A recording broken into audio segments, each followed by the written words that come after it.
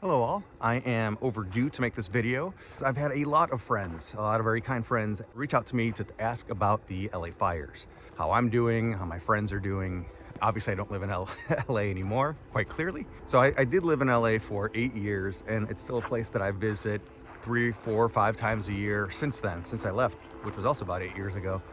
And unfortunately, I do have one friend who I've known since college who lost his house entirely. I mean, just absolutely nothing at all left of it. He lived in Altadena. Fortunately, he is uninjured. You know, there's nothing like that going on. And I have many friends who were evacuated on numerous occasions. And just about everybody, I shouldn't say everybody, but really a lot of people I know, they had their go bags packed, ready, just in case they got the call. A lot of people that were on evacuation warnings, you know, and in addition to people that were evacuated.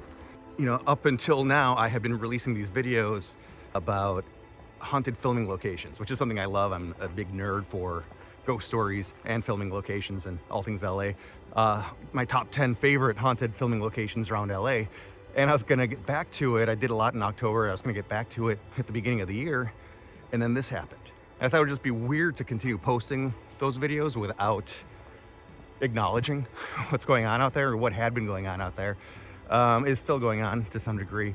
And I am going to finish those videos because I have a lot of fun making them. And of course, that's a topic I like to cover. But before doing that, I wanted to do this. Another thing that I've gotten questions about from multiple people, so I don't want anybody that's seeing this, if you're one of those people, to feel like I'm picking on you, because I've had multiple people ask me this, is that I've been thinking about going out to LA, maybe even taking a family trip out there this year, but everything's gone now, right? You know, when will they start rebuilding? So first off, if you're not very familiar with LA, it is a huge, sprawling city. And it was actually initially designed to be these kind of like pocket neighborhoods, separated by parks, connected by trains. That was the original idea for LA. That's why you have downtown LA so far away from Santa Monica, and then there's Malibu and Venice and Culver Cities and Beverly Hills, all of these neighborhoods that are kind of far apart, especially when you're thinking about a long time ago. The idea these would be small neighborhoods with just wild greenery in between and then connected by trains. And of course, over time, it became pretty popular. Obviously, everything just filled in as LA got more popular. So it is a huge town. And I will say, if you were planning on going out to LA, the places that burned are places that you wouldn't have visited anyway. And that's not to say anything against these places, but these were residential areas that were hardest hit. Pacific Palisades, Altadena. This is not Hollywood. This is not downtown LA. These were neighborhoods, which honestly makes it a lot more devastating in many ways because people were personally affected, not just businesses. So if you were planning on going out to LA, still go. It's still there. And you know, a big part of that is that the news kind of made it feel like just everything was gone. And again, if you don't just already know what LA is like, where different places are, I don't think the news did a really good job of covering the exact areas. Not that I watched too much of it, but again, the idea that a lot of people have come to me thinking that there's just nothing left anymore, like it was Lahaina in Hawaii a couple of years ago, that's just really not the case. There are decimated portions of LA. The vast majority of this huge town is still untouched, completely fine. Also, I wanted to make sure that when I do this video, that the fires were under control. The containment of the Altadena fire is something like 87, 89%. The Pacific Palisades fire is also more than 50% contained and not really burning new area. There were a couple of other smaller fires that came and went much quicker, fortunately. And even today, as I'm recording this, there was a fire that broke out just off the 405, the Sepulveda fire. And that's a scary place. That was kind of in the heart. It's, you know, again, 405, as you may know, one of the most traveled freeways in the planet. One of the most backed up freeways in the planet too. But that one, even though it burned, I don't know if it was 40 acres or something like that, they got it under control really quickly. This is fire season. These things do happen on an annual basis. Not usually in the heart of LA as much as it happened here this year. But, you know, just like we have tornado season by us, LA and other, you know, many other places out west have fire season. Unfortunately, it's a fact of life. It's a thing that happens. I'm actually going to do a couple of articles on my website, whatsyourghoststory.com, looking at the fires from the paranormal woo-woo perspective, which is fun to do, but not making light of anything, of course. And then also one that's just a lot more bare bones facts, what's actually happened out there, what's continuing to happen out there. Of course, on this channel, we like to talk about ghost stories, haunted places, historic places, things like that. And I do want to mention that I'm so relieved that one of my favorite places in LA that was definitely under massive threat, a place that I've learned a lot about. I've visited a couple of times. I've gotten such like crazy VIP access at times. It still stands. It's just barely survived, but that's Thelma Todd Sidewalk Cafe.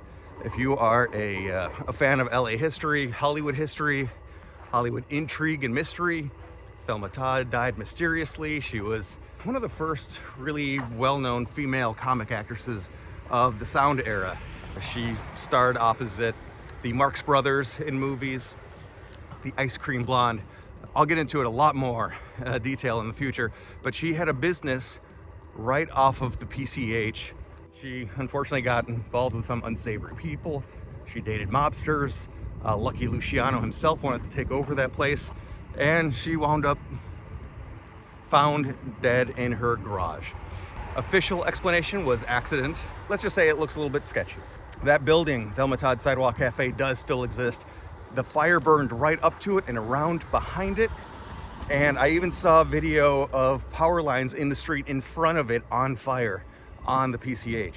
So that building was literally surrounded by fire, and it survived. I'm so happy that place lived, because it was also in danger of being bulldozed a few years ago. It was kind of abandoned for a little while, and they just restored it within the last few years. It would have been so tragic if it was gone. Another place that has some interesting ghost stories with it that is associated with the fire as well is out in Riverside, California. This is outside of LA, about 100 miles outside of LA, Mount Rubidoux. This is actually a place where I shot a video. I just never edited it, but it is a small mountain that has some crazy ghost stories and legends behind it that actually caught fire. Only about 2.5 acres of that burned. They were able to get that under control really quickly. Fortunately, it was also in an area where it was easy for crews to get to.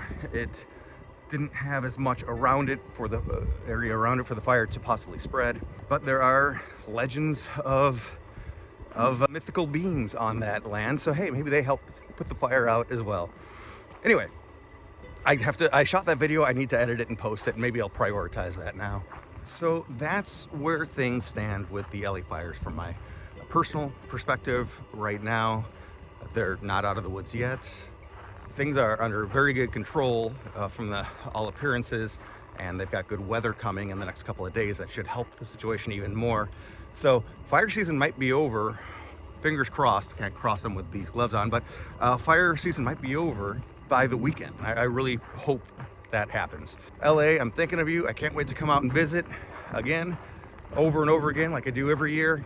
The people of LA have really come together from everything I've heard, and it's just been a very, you get these uplifting stories when people have to share this tragedy. Even people that aren't directly displaced by it, the community comes together, and that, I think, is the true human nature of us all, that at the end of the day, all of our differences drift away when we're just trying to survive and take care of each other.